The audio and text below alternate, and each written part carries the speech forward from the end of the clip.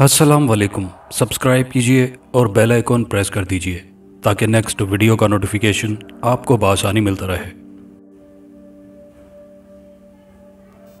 हसन मेरे बच्चों का उस्ताद इल्म फजल में यकता था।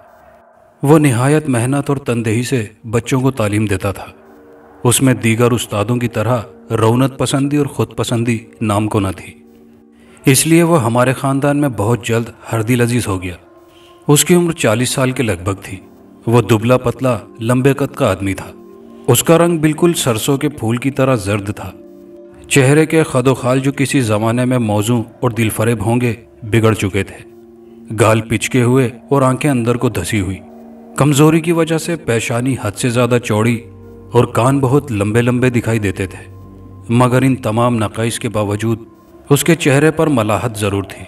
बच्चे उससे मोहब्बत करते थे, वो भी बच्चों को दिल से चाहता था। जहाँ उसमें ये सब खूबियाँ थी, वहाँ एक ऐब भी था। वो ये कि चांद के महीने के आखिरी 3-4 दिन वो रुखसत पर ज़रूर जाता। जब वो रुखसत के दिन गुजार कर वापस आता तो उसकी हालत बहुत ख़राब होती। शक्ल सूरत भी बिल्कुल डरावनी हो जाती थी। हमें उसकी अजीबोगरीब आदत और बदतर हालत पर ताज्जुब हुआ करता। सावन का महीना था। मेरी मुलाजमा सुबह सवेरे वज़ू करने बाहर नल पर गई। उसने देखा कि इश्क पेचा की बेल के नीचे एक काला फंदार सांप रेंगता हुआ जा रहा है। मुलाजमा ने शोर मचाया। उसकी आवाज़ पर दूसरे मुलाजिम लाठियां लेकर आ पहुंचे, लेकिन इतने अरसे में सांप नौकरों के घरों से आगे बढ़कर हसन के कमरे की तरफ चला गया और एक रोशनदान के जरिए उसमें दाखिल हो गया। हसन का कमरा बंद था क्योंकि उसे रुखसत पर गए दूसरा दिन था। अब अगर सांप को यूं ही छोड़ दिया जाता तो खतरे से खाली न था, इसलिए सलाह ठहरी कि ताला तोड़कर सांप को मार दिया जाए। ताला तोड़कर जब लोग अंदर दाखिल हुए तो उनके ताज्जुब की इंतहा न रही। हसन चारपाई पर औंधे मुंह पड़ा था। उसकी बंद आंखों से आंसू बह रहे थे। मुंह से कफ जारी था। उसका दाहिना हाथ नीचे लटक रहा था, जिसे सांप ने अभी काटा था। सांप मार दिया गया था और हसन को हमने अस्पताल में दाखिल करा दिया। हसन के मुतालिक लोगों की बड़ी उलझन थी, मगर वो जल्दी सेहतयाब हो गया। आखिर हस्बे मामूल वो चौथे दिन अपनी ड्यूटी पर हाजिर हो गया। उसने किसी बात का जवाब न दिया, लेकिन जब मैंने ज़्यादा मुसिर होकर इस अजीबोगरीब राज से आगाह होना चाहा तो वो बोला, ये एक बड़ी अंधोनाक दास्तान है। मैं बच्चों के सामने बयान नहीं कर सकता, क्योंकि शायद वो इस राज से आगाह होकर डर जाएंगे और मुझसे नफरत करने लगेंगे। रात का वक्त था। आम के दरख्त पर कोयल अपनी दर्दनाक आवाज़ में कूक रही थी। हसन एक तख्त पर बैठा अपनी दास्तान सुना रहा था। मेरा नाम हसनात अहमद है। मैं रियासत जम्मू के गांव अखनौर का रहने वाला हूं। दादा गांव के चौधरी थे। हमारी काश्तकारी वसी पैमाने पर होती थी। मेरा बाप बचपन में ही फौत हो चुका था। दादा ही मेरे और मेरी बेवा माँ के कफील थे। मेरे चचा तहसीलदार थे। दादा को मेरे बाप से बहुत मोहब्बत थी और मुझे उनकी निशानी समझकर चाहते थे। मेरे चचा की एक लड़की थी जिसका नाम सकीना था। ये मुझसे 4 साल छोटी थी। हमारा मकान गांव अखनौर से 1.5 मील के फासले पर एक जन्नतनुमा अराजी में वाक़ था, जिसके इर्द गिर्द कई एकड़ ज़मीन हमारी मलकियत थी। हमारा मकान बहुत वसी और शाहाना तर्ज का बना हुआ था। उसमें कई एक डेवड़ियाँ, ग़ुलाम गर्दिशें वगैरह और आड़े तिरछे कमरे बने हुए थे। मकान के इर्द गिर्द हमारा शानदार बाग था जो कई एकड़ में फैला हुआ था। उसमें जा बजा छोटी छोटी नहरें जारी थीं, जो पास की एक पहाड़ी नदी से काट कर लाई गई थी। बाग से आगे निकलकर एक अजीमोशान अराजी में, जहाँ तक नज़र काम करती ज़ाफ़रान और धान के खेत हवा में लहराते हुए दिखाई देते थे। दाएं बाएं हार सिंगार के दरख्तों का सिलसिला मीलों तक चला गया था। अगबी हिस्से की तरफ नदी के किनारे मेरे दादा ने एक केनाल ज़मीन में बांस के दरख्त लगवा रखे थे। ये खूबसूरत दरख्त इतने घने और सरसब्ज थे कि थोड़ी सी ज़मीन बांसों का अच्छा खासा जंगल मालूम होती थी। इस आलीशान घराने में मैं और सकीना ही और सिर्फ 2 बच्चे थे, जो दुनिया के झमेलों से अलग पुरअमन और चैन की बस्ती में परवरिश पा रहे थे। मेरी और सकीना की आपस में बड़ी मोहब्बत थी। हम दोनों की तालीम के लिए एक मौल्लिम की खिदमत हासिल की गई। जब मैंने जम्मू जाकर मिडल का इम्तिहान दिया, मेरी उम्र 16 साल की थी। जब नतीजा निकला तो सब लड़कों में मेरा नंबर अव्वल था। अब चचा की राय थी कि मुझे मज़ीद तालीम हासिल करने के लिए جموں بھیج دیا جائے۔ میرے جانے کی تیاریاں ہونے لگیں۔ مجھے اپنے عزیز و اقارب اور خصوصاً سکینہ کی جدائی بہت ستا رہی تھی۔ میرا دل اندر ہی اندر بیٹھا جاتا تھا۔ سکینہ بھی بہت مغموم نظر آتی تھی۔ میری اور سکینہ کی حالت نہ گفتہ بے تھی۔ دادا اس کو دلاسا دے رہے تھے، میں خود پریشان تھا، مگر میں نے بڑے ضبط سے کام لیا اور بادلے نخواستہ ان لوگوں سے رخصت ہوا۔ 2 سال گزر گئے۔ میں کئی دفعہ چھٹیوں میں گھر آیا، مگر سکینہ سے ملاقات نہ ہو سکی، کیونکہ اکثر ایسا اتفاق ہوتا رہا کہ اس موقع پر یا تو وہ ننیال گئی ہوتی یا اپنے باپ کے پاس ادھم پور۔ آخر جب میں میٹرک کا امتحان دے کر گھر آیا تو سکینہ وہاں موجود تھی۔ اسے دیکھ کر میری آنکھوں میں بجلی سی کوند گئی۔ میں بھونچکا سا رہ گیا۔ 2 سال کے قلیل عرصے میں وہ کچھ سے کچھ ہو گئی تھی۔ اب وہ بجائے ایک معصوم اور شوخ لڑکی کے ایک سنجیدہ اور شرمیلی دوشیزہ تھی۔ وہ حسن اور رعنائی کا شاداب پھول تھی۔ اس کی غزالی آنکھوں میں غضب کا جادو تھا۔ نقش بھی بہت دلکش تھے۔ درمیانہ سا قد اور گداز بدن محشر برپا کر رہا تھا۔ اس کے لاسانی حسن میں ایک مقناطیسی کشش تھی جس سے میں مسحور ہو گیا اور مجھے اس کو مخاطب کرنے کی جرت نہ ہو سکی۔ وہ نگاہیں نیچی کیے خاموش بیٹھی تھی، لیکن کبھی کبھی کنکھیوں سے میری طرف دیکھ لیتی۔ وہ بہت خوش معلوم ہوتی تھی۔ اس کے گال تمتما رہے تھے۔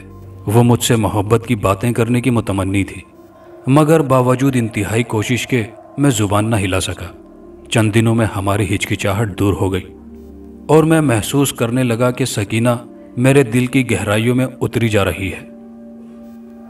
ایک دن دوپہر کے وقت میں باہر مردانے میں سو رہا تھا۔ میری آنکھ کھلی تو دیکھا کہ دادا اور چچا ایک طرف بیٹھے کچھ باتیں کر رہے تھے۔ دادا کہہ رہے تھے، بیٹا اب میں بہت بوڑھا ہو گیا ہوں، نہ جانے کس وقت وعدہ پورا ہو جائے۔ مجھے حسرت ہے کہ حسنات کا صحرا دیکھ لوں۔ ابا جان، میرا ارادہ ہے کہ حسنات کو اعلیٰ تعلیم دلواؤں۔ اگر ابھی شادی کر دی گئی تو تعلیم سے محروم رہ جائے گا۔ دوسرا، سکینہ بھی نادان ہے۔ 3-4 سال کوئی بڑی بات نہیں، چچا بولے۔ ہیں؟ سکینہ سے شادی؟ میری رگوں پہ میں شادمانی کی لہر دوڑ گئی، مگر میں آنکھیں بند کیے چپکا پڑا رہا۔ دادا اور چچا دیر تک اس بات پر بحث کرتے رہے۔ خوشی کے دن پلک جھپکتے ہی گزر جاتے ہیں۔ چنانچہ ایسا ہی ہوا۔ انٹر پاس کرنے کے بعد مجھے علی گڑھ بھیج دیا گیا۔ اب میرے اور سکینہ کے درمیان خط و کتابت کا سلسلہ جاری تھا، لیکن چند ماہ بعد اس کے خط دیر سے آنے لگے اور پھر رفتہ رفتہ بالکل بند ہو گئے۔ گرمیوں کی چھٹیوں میں جب میں گھر آیا تو وہ مجھے ملی، مگر بہت سرد مہری سے۔ اس کی بے رخی پر میں بہت حیران تھا، لیکن اس کی کوئی وجہ معلوم نہ ہو سکی۔ دن گزر چکا تھا، سورج غروب ہو رہا تھا، آسمان پر سرخی پھیلی ہوئی تھی۔ ہار سنگار کے درختوں پر سورج کی آخری کرنیں پڑنے سے تمام جنگل شعلہ جوالا بن رہا تھا۔ سکینہ باغ کے سرے پر دیوار کے قریب کھڑی، ہار سنگار کے نارنجی پھولوں کا عکس اس کے گالوں پر عجیب بہار دیتا تھا۔ وہ جنگل کا پرکیف نظارہ دیکھنے میں محو تھی۔ اس کی گود میں ہرن کا ایک ننھا سا بچہ تھا اور ہاتھ میں شیشے کی بوتل تھی جس سے وہ ہرن کے بچے کو دودھ پلایا کرتی تھی۔ اس وقت اس کا حسن جنت کی حوروں کو مات دے رہا تھا۔ مجھ سے رہا نہ گیا، دبے پاؤں اس کے پاس جا کر کھڑا ہوا۔ سکینہ، میں نے کہا۔ سکینہ میری طرف دیکھے بغیر بولی، حسن دیکھو کیسا اچھا سما ہے، لیکن تم سے زیادہ حسین نہیں۔ میں نے کہا، ایسی بےہودہ باتیں مجھے ایک آنکھ نہیں بھاتی، اس نے منہ بنا کر کہا۔ میں دیکھ رہا ہوں کہ میرے ساتھ تم بہت بے اعتنائی سے پیش آتی ہو، میں نے کہا۔ یہ تمہارا وہم ہے، سکینہ بولی۔ نہیں، اس سے پہلے تمہیں میرے ساتھ بہت محبت تھی۔ محبت سے کس کو انکار ہے، سکینہ نے کہا۔ خون کی محبت تو قدرتی ہوتی ہے، مگر تم اس محبت کو اور ہی رنگ دینا چاہتے ہو۔ سکینہ کے منہ سے یہ باتیں سن کر مجھے رنج ہوا، حتیٰ کہ میں نے رات کا کھانا بھی نہ کھایا اور چارپائی پر پڑا رہا۔ چاندنی رات تھی، ہوا کے نرم اور خوشگوار جھونکے راحت پہنچا رہے تھے۔ باغ کا پتا پتا خوشبو میں بسا تھا۔ ساری دنیا محو خواب تھی، مگر مجھے نیند کہاں، میں بے چینی سے کروٹیں لے رہا تھا۔ 12 بجے کے قریب مجھے دروازے کی چرچراہٹ سنائی دی۔ میں نے سر اٹھا کر دیکھا تو سنتے کی باڑ کے پیچھے سایہ دکھائی دیا۔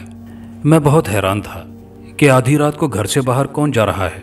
آخر میں کھوج لگانے کے لیے اٹھا اور درختوں کے سائے میں اپنے آپ کو چھپاتا چپ چاپ تعاقب میں روانہ ہوا۔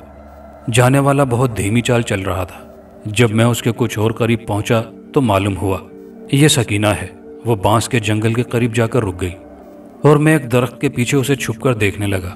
اتنے میں بانس کی ڈالیاں ہٹیں اور ایک نوجوان جس کے مقابلے میں چاند کا حسن بھی پھیکا تھا نکلا اور اس کے سامنے کھڑا ہو کر کہنے لگا، او سکینہ، آج کئی دن کے بعد تم سے ملاقات ہوئی۔ رفیق، آج میں آخری دفعہ تم سے ملنے آئی ہوں، سکینہ بولی۔ سکینہ، خدا کے لیے ایسا نہ کہو، میں تمہارے بغیر زندہ نہیں رہ سکتا، نوجوان نے کہا۔ سکینہ بولی، میں مجبور ہوں کیونکہ ان قریب میں اپنے چچا کے لڑکے سے بیاہی جانے والی ہوں اور میرے والدین کی یہی مرضی ہے۔ پیاری سکینہ، دل توڑنے والی باتیں زبان سے نہ نکالو اور بتاؤ، کیا تمہیں مجھ سے محبت نہیں ہے؟ اگر محبت نہ ہوتی تو رات کے اس وقت ایسی جگہ کیا کرنے آتی؟ یہ کہتے ہی وہ پھوٹ پھوٹ کر رونے لگی۔ اس کی یہ حالت دیکھ کر میری رگوں میں خون منجمد ہونے لگا۔ آخر کار کچھ دیر بعد وہ واپس آ گئی۔ مجھے سکینہ سے سچی محبت تھی، اس لیے میں نے دل سے عہد کر لیا کہ میں اس کی خوشی کو اپنی خواہشات پر قربان نہ کروں گا۔ چنانچہ میں اپنے کمرے میں گیا اور دادا کے نام ایک خط لکھا۔ میں نے سنا ہے کہ میری شادی سکینہ سے ہونے والی ہے، اسی وجہ سے میں گھر چھوڑ رہا ہوں۔ میں لکیر کا فقیر نہیں ہوں، آپ کے دقیانوسی خیالات کے مطابق ایک دیہاتی لڑکی سے شادی کر کے اپنی زندگی تباہ کر لوں۔ راقم حسنات احمد۔ یہ خط ایک لفافے میں بند کر کے میں نے اپنے سرہانے رکھ دیا اور خود ایک پرانے دوست کے پاس پشاور چلا گیا، جہاں اس نے مجھے ایک پٹھان سردار کی جائیداد کی دیکھ بھال کے لیے 30 روپے ماہوار پر ملازم کرا دیا۔ اس زمانے میں اتنی رقم بہت مناسب خیال کی جاتی تھی۔ 1 سال تک میں نے خوب محنت سے کام کیا۔ سردار صاحب مجھ پر مہربان تھے۔ میرا ارادہ تھا کہ اپنی تعلیم جاری رکھوں۔ انہوں نے مجھے اس کی اجازت دے دی اور فیس وغیرہ کا خرچ بھی اپنے ذمہ لے لیا۔ غرض یہ کہ میں اپنی ڈیوٹی کے ساتھ تعلیم بھی حاصل کرنے لگا۔ اس واقعے کو 4 سال گزر گئے۔ اب میں BA پاس کر چکا تھا۔ شام کے قریب میں قصہ خوانی بازار سے گزر رہا تھا کہ کسی نے میرا نام لے کر پکارا۔ میں نے دیکھا تو میرے گاؤں کا ایک آدمی تھا۔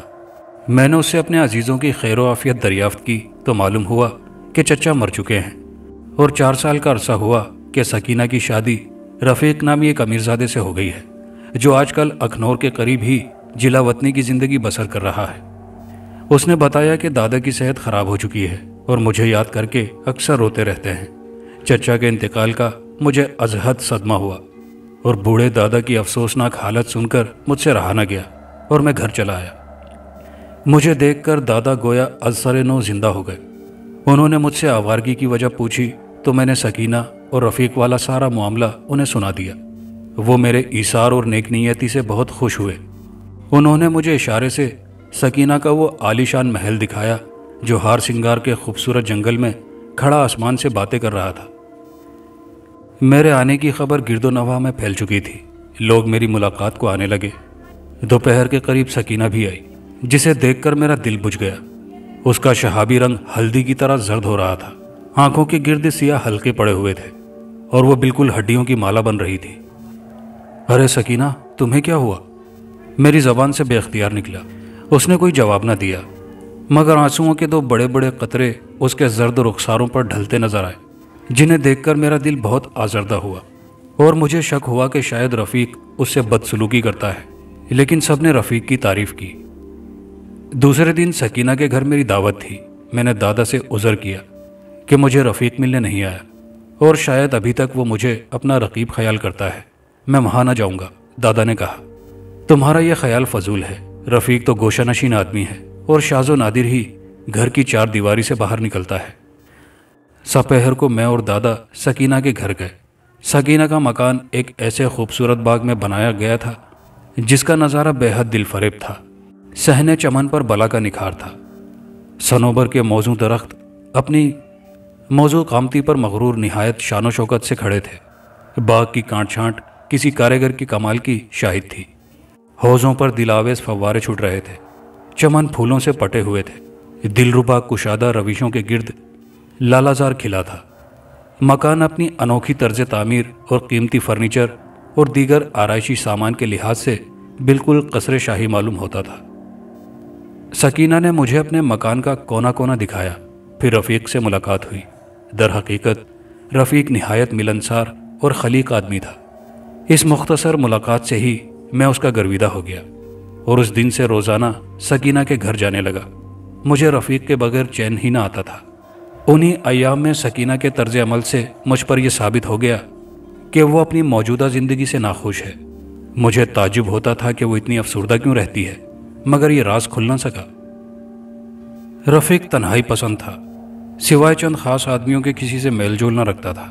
علاوہ خوبیوں کے اس میں 2 نقص بھی تھے۔ ایک تو یہ کہ وہ موسیقی سے سخت نفرت کرتا تھا، دوسرا یہ کہ وہ درویشوں اور سنیاسیوں کا سخت ترین دشمن تھا۔ سو یہ وجہ کوئی ایسی اہم نہ تھی کہ سکینہ کی رنجیدگی کا باعث ہوتی۔ میں اکثر خیال کرتا کہ شاید سکینہ کو مجھ سے بچھڑ جانے کا غم ہے۔ سردیوں کا موسم تھا۔ اپالو دیوتا کی نورانی کشتی فلک کے نیلگون سمندر کے عین منجدھار میں پہنچ چکی تھی۔ اس کی فیض رسانی سے کائنات کا ذرہ ذرہ نور میں غرق ہو رہا تھا۔ یہ جاں فضا سما دیکھ کر فرط خوشی سے دل کی کلی خود بخود کھل رہی تھی۔ لیکن رفیق کو ان نرنگیوں سے کچھ لگاؤ نہ تھا۔ وہ اپنے پرتکلف کمرے میں آتش دان کے قریب ایک صوفے پر بڑے وقار سے بیٹھا تھا۔ سامنے ایک سیاہ ابنوسی میز پر چند کتابیں پڑی تھیں جن کے مطالعے میں وہ اکثر محو رہتا تھا۔ میں اور سکینہ باغ میں ٹہل رہے تھے۔ پگڈنڈی پر ایک سپیرا جا رہا تھا۔ سکینہ نے سانپ کا کھیل دیکھنے کی خواہش ظاہر کی۔ ابھی سپیرے نے بین بجانا شروع کی تھی کہ رفیق بھاگتا ہوا موقع پر پہنچ گیا اور بیچارے سپیرے کو مار مار کر بھگا دیا۔ میں اپنی بے وقوفی پر شرمسار ہو گیا، لیکن سکینہ نے بہت برا مانا اور کہا، رفیق تمہاری یہ حرکت بہت ہی قابل نفرت ہے۔ تمہیں میری تفریح میں رکاوٹ ڈالنے کا کیا حق ہے؟ چاہے تم ان باتوں کو پسند کرو نہ کرو، مجھے تو کھیل تماشے بہت بھاتے ہیں۔ اپنی اپنی طبیعت ہوتی ہے سکینہ، یہ لوگ بہت ہی خطرناک ہوتے ہیں۔ حسینوں کا حسن چرا لیتے ہیں، نوجوانوں کو بوڑھا کر دیتے ہیں، بہادروں کا خون چوس لیتے ہیں اور عاشقوں کی زندگیاں تباہ کر دیتے ہیں۔ تم کیا جانو، ان کا جادو بڑا سخت ہوتا ہے، رفیق نے کہا۔ وہ یہ کہتے ہوئے ہم دونوں کو ٹکٹکی باندھے دیکھتا جاتا تھا۔ اچانک مجھے ایسا محسوس ہوا کہ میرا دل خود بخود اس پر مائل ہو رہا ہے۔ سکینہ کو بھی اپنی حرکت پر پشیمانی ہونے لگی۔ وہ بے اختیار اسے بغلگیر ہو گئی۔ رفیق نے اسے نہایت محبت سے گلے لگایا، پھر وہ ہم دونوں کو اندر لے گیا اور بڑی نرمی سے دیر تک نصیحتیں کرتا رہا۔ شام کے قریب میں گھر واپس آیا تو مجھے محسوس ہوا گویا کسی نشے کا خمار اتر رہا ہے۔ کسل مندی سے میرا بدن چور ہو رہا تھا۔ میں بستر پر پڑ کر اپنی حالت پر غور کرنے لگا کہ کس طرح سکینہ رفیق کی بیجا سختی پر مشتعل ہوئی اور میں بھی بیزار ہوا، مگر اس کے ٹکٹکی باندھ کر دیکھنے سے ہمارے دل موم کی طرح پگھل گئے۔ شاید وہ ہپناٹزم جانتا ہے یا اس کی آنکھوں میں کوئی شیطانی قوت ہے۔ اس واقعے کے بعد مجھے رفیق سے نفرت سی ہو گئی تھی، لیکن جب اس کے سامنے جاتا دفتن میرے سینے میں اس کی محبت کا سمندر موجزن ہو جاتا اور میں ایک پالتو کتے کی طرح اس کے ادنیٰ اشاروں پر چلنے لگتا۔ ایک دن علل صبح میں اپنے باغ میں چہل قدمی کر رہا تھا۔ ایک شخص سامنے سے آتا ہوا دکھائی دیا جس سے اس کا چہرہ پوری طرح دکھائی نہ دیتا تھا۔ وہ آتے ہی کہنے لگا، حضور مجھے ایک عرض کرنا ہے، کسی تخلیقی جگہ پر میری بات سنیے۔ یہ فقرہ کچھ اس انداز سے کہا گیا کہ میں اس کی درخواست کو رد نہ کر سکا اور اسے ساتھ لیے بانسوں کے جنگل تک چلا گیا۔ اب اس شخص نے منہ سے کپڑا ہٹایا۔ میں نے اسے پہچان لیا، یہ وہی سپیرا تھا جس کی اس دن رفیق نے درکت بنائی تھی۔ سپیرا بولا، حضور میں اس دن والے صاحب کے متعلق چند ضروری معلومات حاصل کرنا چاہتا ہوں، امید ہے کہ آپ مجھے مایوس نہ کریں گے۔ میں ان کے متعلق صرف اتنا جانتا ہوں کہ وہ ایران کے ایک جلا وطن امیر زادے ہیں اور میرے چچا کی لڑکی ان سے بیاہی گئی ہے۔ میں نے کہا، یہ تو میں لوگوں سے سن چکا ہوں، لیکن کیا کوئی غیر فطری قوت بھی آپ نے ملاحظہ کی ہے؟ ہاں، ان کی آنکھوں میں کوئی کشش ضرور ہے۔ وہ آنکھیں جھپکتے بھی ہیں یا نہیں؟ سپیرے نے پوچھا۔ اس کے متعلق میں کچھ نہیں کہہ سکتا کیونکہ میں نے اس طرف کبھی دھیان نہیں دیا، مگر تمہیں ان پر کیا شبہ ہے؟ کیا تم انہیں جادوگر سمجھتے ہو؟ میں نے کہا، نہیں بلکہ اس سے بھی زیادہ۔ اچھا، آج آپ ان کی آنکھوں کا معائنہ کریں، میں شام کو پھر حاضر ہوں گا۔ یہ کہہ کر سپیرا چلا گیا۔ 10 بجے کا وقت تھا۔ خنک ہوا کے تھپیڑے آفت برپا کر رہے تھے۔ میں تیزی سے چلتا ہوا سکینہ کے مکان میں داخل ہوا۔ اتفاقاً کسی ملازم وغیرہ نے مجھے آتے نہ دیکھا۔ میں دبے پاؤں رفیق کے کمرے میں جا کر پردے کے پیچھے چھپ گیا۔ رفیق اس وقت ایک صوفے پر بیٹھا سگار پی رہا تھا۔ سکینہ کھلی ہوئی کھڑکی کے قریب ایک چوکی پر بیٹھی سلائیوں سے کچھ بن رہی تھی۔ اس نے بالکل سادہ اور سفید لباس پہن رکھا تھا۔ اس کے خوبصورت دراز گیسوؤں کو تیز ہوا کے گستاخ جھونکے اس کے حسین چہرے پر بکھیر رہے تھے۔ رفیق بظاہر سگار نوشی میں مشغول تھا، مگر اس کی آنکھیں سکینہ کے چہرے پر گڑی ہوئی تھی۔ میں دیر تک اس کی آنکھوں کو غور سے دیکھتا رہا اور یہ معلوم کر کے کہ در حقیقت رفیق آنکھ نہیں جھپکتا، مجھ پر خوف سا طاری ہو گیا۔ پھر میں نے سکینہ کو غور سے دیکھا تو وہ غنودگی کی حالت میں بیٹھی تھی۔ گو اس کے ہاتھوں میں سلائیاں تھیں، لیکن اس کی انگلیوں میں حرکت مفقود تھی۔ میں بدحواس ہو کر چپکے سے باہر نکل آیا۔ شام کے قریب مجھے سپیرا پھر ملا اور کہنے لگا، حضور بتائیے کچھ پتہ چلا؟ ہاں، آج مجھے معلوم ہو گیا ہے کہ وہ آنکھ نہیں جھپکتا۔ اب کیا کیا جائے؟ میں نے جواب دیا، حضور میں کوئی اسم پڑھنا چاہتا ہوں، کوئی مضبوط سے دروازے کا کمرہ ان کے مکان میں مل جائے تو آپ کو اپنی فقیری کے کمالات دکھاؤں۔ صرف جگہ کی ضرورت ہے، خواہ باہر علیحدہ ہی کوٹھڑی ہو، لیکن اس قدر نزدیک ہو کہ میری آواز اس کے کانوں تک پہنچ سکے۔ کسی نوکر کے گھر میں تو ایسی جگہ آسانی سے مل سکتی ہے، میں بولا، لیکن وہاں تو ملازموں کے خلل انداز ہونے کا اندیشہ ہے، سپیرا نے کہا۔ فکر نہ کرو، کل شام کو اخنور میں میلہ ہے اور تمام ملازم وہاں جانے والے ہیں، میں بولا۔ سپیرا یہ سن کر بہت خوش ہوا اور دوسری شام کو آنے کا وعدہ کر کے رخصت ہوا۔ صبح سویرے میں سکینہ کے گھر گیا۔ وہ لوگ ابھی بستروں میں آرام کر رہے تھے۔ میں نوکروں کے گھر دیکھتا بھالتا رہا۔ ان میں کوٹھڑی سپیرے کی ہدایت کے مطابق بہت موزوں تھی۔ اس میں کوئی کھڑکی یا روشن دان وغیرہ نہ تھا اور دروازہ بہت مضبوط تھا۔ میں اس کام سے فارغ ہو کر واپس چلا آیا۔ رات کو بانس کے جنگل میں سپیرا میرا انتظار کر رہا تھا۔ ہم دونوں سکینہ کے مکان کی طرف ہو لیے۔ چاند کے مہینے کی 27ویں تاریخ تھی۔ تاریکی کا یہ عالم تھا کہ ہاتھ کو ہاتھ سجائی نہ دیتا تھا۔ سردی کی شدت سے خطہ بے کیف تھا، مگر میری پیشانی خوف سے عرق آلود ہو رہی تھی۔ اگرچہ میں نے چلتے وقت احتیاطاً پستول بھر کر جیب میں رکھ لیا تھا، پھر بھی میری ٹانگیں دہشت سے لڑکھڑا رہی تھی۔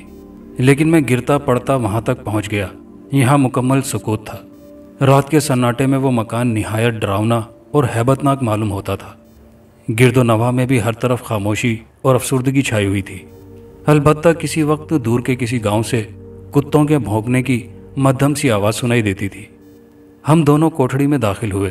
سپیرے نے اندر سے کنڈی لگا لی، پھر اپنے بکچے سے ایک مٹی کا دیا نکال کر جلایا اور کوٹھڑی کے عین مرکز میں زمین کو کچی مٹی سے لیپ کر اس کے گرد دائرہ کھینچا اور ہم دونوں اس میں بیٹھ گئے۔ میں چپ چاپ اس کی حرکات دیکھ رہا تھا۔ اس کے بعد اس نے ایک خوشبودار مسالہ سا سلگا دیا اور ایک عجیب قسم کے ساز پر کسی خاص زبان میں کچھ گانا شروع کیا اور 15-20 منٹ تک یہی راگ الاپتا رہا۔ یکایک دروازے پر زور سے دھکا لگا اور ساتھ ہی رفیق کی نہایت کرختہ آواز سنائی دی، یہاں کون مردود طوفان بدتمیزی مچا رہا ہے؟ جلدی دروازہ کھولو۔ میں کانپ اٹھا، مگر سپیرے نے کچھ پرواہ نہ کی۔ وہ اپنے کام میں مشغول رہا۔ دروازے پر زور زور سے دھکے پڑ رہے تھے اور رفیق گلا پھاڑ پھاڑ کر گالیاں دے رہا تھا۔ وہ غصے سے دیوانہ ہو رہا تھا۔ جب اسے دروازے کو توڑنے میں مایوسی ہوئی تو تنگ آ کر کہنے لگا، اگر تم دروازہ نہ کھولو گے تو میں کوٹھڑی کو آگ لگا دوں گا اور تم جل بھن کر خاک ہو جاؤ گے۔ سپیرے پر اس کی دھمکی کا بھی اثر نہ ہوا، البتہ اس نے ساز رکھ دیا اور بین اٹھا کر بجانا شروع کی۔ رفیق کو جب یقین ہو گیا کہ سختی سے کام نہ چلے گا تو گڑ گڑا کر کہنے لگا، خدا کے لیے مجھ پر رحم کرو۔ مگر سپیرا ٹس سے مس نہ ہوا۔ رفیق ہٹ درمی سے مایوس ہو کر ادھر ادھر دوڑنے لگا۔ معلوم ہوتا تھا کہ باہر گھوڑوں کی دوڑ ہو رہی ہے۔ چند منٹ ایسا کرنے کے بعد پھر دروازے کے پاس آ کر کھڑا ہو گیا اور کہنے لگا، ظالم میری بربادی سے تجھے کیا حاصل ہوگا؟ یہ کہتے ہوئے وہ نہایت دردناک آواز میں گریہ وزاری کرنے لگا۔ سپیرا زور و شور سے بین بجاتا رہا۔ رفتہ رفتہ رفیق کی آواز بند ہو گئی۔ اچانک میں نے دیکھا کہ سپیرے کی پشت کی جانب کونے میں سے نالی کے ذریعے ایک بے حد موٹا سا پھندار سانپ اندر داخل ہوا۔ اسے دیکھتے ہی میری روح فنا ہو گئی، لیکن میں نے دل کڑا کر کے اس پر پستول داغ دیا۔ سپیرے کے اوسان خطا ہو گئے، بین اس کے ہاتھ سے چھوٹ گئی اور پھٹے پھٹے دیدوں سے مجھے دیکھنے لگا۔ میں نے ہاتھ سے سانپ کی طرف اشارہ کیا۔ سپیرے نے ادھر دیکھا تو اسے اژدہا دم توڑتا ہوا دکھائی دیا۔ سپیرا سر پیٹ کر بولا، ارے آپ نے ظلم کیا۔ تو کیا یہ تمہارا پالتو سانپ تھا؟ میں نے پوچھا۔ یہ تو رفیق صاحب تھے۔ اوہ، ان کا بہت برا حشر ہوا۔ انہوں نے کہا، ہیں رفیق، یہ کس طرح؟ میں حیرت زدہ رہ گیا۔ سپیرا بولا، سانپ جب 100 سال کی عمر کو پہنچ جاتا ہے تو اسے اپنی حیت تبدیل کرنے پر قدرت حاصل ہو جاتی ہے۔ میں اس عجیب و غریب انکشاف پر ہکا بکا سانپ کی طرف دیکھنے لگا اور بعد ازاں ڈرتے ڈرتے اس کے قریب گیا۔ اس نے اچانک اپنی بے نور آنکھیں کھول کر مجھے دیکھا اور اپنا زخمی سر اٹھا کر مجھ پر جھپٹنے کی کوشش کی، لیکن وہ کمزوری کے باعث آگے نہ بڑھ سکا اور وہیں گر کر ڈھیر ہو گیا۔ خون کی باریک سی دھار جو ابھی تک اس کے سر سے نکل رہی تھی میرے ہاتھ پر آ پڑی۔ دوسرے دن رفیق کی گمشدگی کی خبر جنگل کی آگ کی طرح پھیل گئی۔ دادا نے اس کی بہت تلاش کرائی مگر بے سود۔ آخر کار وہ سکینہ کو اپنے گھر لے آئے اور اس کا مکان بند کر دیا گیا۔ وہ رفیق کے راز سے بالکل بے خبر تھی، کیونکہ رفیق کی آنکھوں کے جادو کی وجہ سے راتوں کو اکثر وہ بے ہوش سوئی رہتی تھی۔ اس واقعے کو تھوڑے ہی دن گزرے تھے کہ رات کے وقت سکینہ کے مکان میں خدا جانے کس طرح آگ لگ گئی۔ شعلے آسمان کی خبر لا رہے تھے۔ ہر چند آگ بجھانے کی کوشش کی گئی لیکن کامیابی نہ ہوئی۔ تمام مکان باغ سمیت ہار سنگار کے جنگل کے جل کر بھسم ہو گیا تھا۔ سکینہ کو اپنی بربادی کا بہت صدمہ تھا اور اسی غم سے اس کی صحت خراب ہوتی گئی۔ جب اخنور کے حکیموں سے فائدہ نہ ہوا تو مجھے جموں کسی قابل ڈاکٹر کو لانے کے لیے جانا پڑا۔ چاند کے مہینے کی 27ویں رات تھی۔ آج رفیق کے انجام کو پورا 1 مہینہ ہو چکا تھا۔ میں جموں میں دادا کے ایک دوست کے مکان پر سویا۔ صبح مجھے ڈاکٹر کو ساتھ لے کر گھر جانا تھا۔ اچانک میرے ہاتھ سے ایک خوشبو آنے لگی جس سے میرا جی متلانے لگا۔ میں نے اپنی طبیعت کو سنبھالنے کی بہت کوشش کی مگر لا حاصل۔ فوراً ہی بڑے زور سے مجھے ابکائی آئی اور میں چارپائی کی پٹی پر جھکا قے کر رہا تھا۔ میرا ہاتھ ذرا اونچا ہوا تو مجھے سخت ٹیس محسوس ہوئی۔ میں تڑپ کر رہ گیا۔ میں نے دیکھا تو ہاتھ سے خون بہہ رہا تھا۔ آخر میرا بازو شدت درد سے ٹوٹنے لگا۔ میں بے چین ہو کر اٹھ بیٹھا۔ اچانک میری نظر کمرے کے فرش پر پڑی تو وہاں سانپ رینگ رہے تھے۔ میں تھرا گیا۔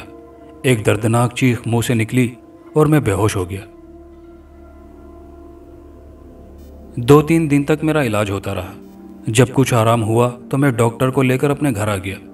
دادا نے دیر کی وجہ پوچھی تو میں نے انہیں کسی بہانے سے ٹال دیا۔ 1 ماہ بعد پھر سے چاند کے مہینے کی 27ویں رات آئی تو میرے ہاتھ سے خوشبو آنے لگی جس سے میں مدہوش ہو گیا۔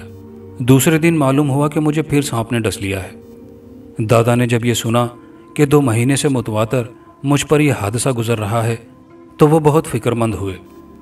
کئی ڈاکٹروں، حکیموں اور سپیروں سے میرا علاج کرایا گیا مگر مجھے کچھ فائدہ نہ ہوا۔ اب ہر مہینے کی 27ویں رات کو بدستور مجھے سانپوں نے کاٹنا شروع کیا۔ سکینہ کو ایک تو اپنا گھر بار تباہ ہونے کا دکھ تھا، دوسرا میری انوکھی بیماری کا رنج۔ روز بروز اس کی حالت خراب ہوتی گئی۔ آخر کار 6 ماہ کے اندر اندر بیچاری شاد و نامراد اس دنیا سے اٹھ گئی۔ میری بیماری اور سکینہ کی بے وقت موت نے دادا کی کمر توڑ دی اور وہ اسی غم میں 2 مہینے کے بعد چل بسے۔ اب اتنے بڑے گھر میں صرف میں تھا یا میری والدہ۔ گو کہ میرا دل دنیا سے اٹچاٹ ہو چکا تھا مگر والدہ کا خیال کرتے ہوئے میں نے زمینداری کا کام سنبھال لیا۔ 1 سال تو فصل بہت اچھی رہی لیکن دوسرے سال کھیت میں ایک خاص قسم کی ٹڈی پڑ گئی جس نے فصل کو دیمک کی طرح چاٹ لیا۔ مجھے اس سال بڑا نقصان رہا اور بڑی تگ و دو سے اس بلا کو کھیتوں سے دور کیا گیا۔ دوسرے سال جب فصل پک کر تیار ہوئی تو پھر اسی مصیبت کا سامنا ہوا۔ اس سال مجھے اتنا نقصان ہوا کہ میری زمینداری کا کاروبار بگڑ گیا اور میں مقروض ہو گیا۔ اب ہر سال کھیتوں پر ایسی ہی آفتیں نازل ہونے لگی۔ رفتہ رفتہ میری حالت یہ ہو گئی کہ میں دیوالیے کی درخواست پر مجبور ہو گیا اور والدہ کو ساتھ لے کر جموں چلا آیا جہاں میں اسکول ماسٹری کرنے لگا۔ لیکن میری اس عجیب و غریب بیماری کا حال سن کر لوگ ہچکچانے لگے۔ کوئی میرے ساتھ چھونا اور بات کرنا بھی پسند نہ کرتا تھا۔ آخر کار سب بچوں کے والدین نے مل کر درخواست کی کہ ایسا خوفناک شخص استاد ہونے کے قابل نہیں۔ چنانچہ میری ملازمت چھوٹ گئی اور میں محنت و مشقت کر کے اپنا اور اپنی والدہ کا پیٹ پالتا رہا۔ 2 سال ہوئے میری والدہ فوت ہو چکی ہے اور میں نے اپنے وطن کو چھوڑ دیا ہے۔ خوش قسمتی سے آپ کے یہاں ملازمت مل گئی ہے۔ اب ہر چاند کے مہینے کی آخری راتوں کو بظاہر میں رخصت پر چلا جاتا ہوں لیکن در حقیقت کہیں جاتا نہیں بلکہ کمرے کو باہر سے بند کر کے کھڑکی کے ذریعے اندر داخل ہو جاتا ہوں اور 3-4 دن تک یعنی جب تک میری حالت درست نہیں ہوتی میں کمرے میں ہی پڑا رہتا ہوں۔ دوستو کہانی اچھی لگی ہو تو ویڈیو کو لائک شیئر ضرور کیجیے گا، کمنٹ باکس میں اپنی رائے کا اظہار کیجیے گا، اور چینل پر نئے آنے والے دوستوں سے گزارش ہے کہ چینل کو لازمی سبسکرائب کر لیجیے۔ شکریہ۔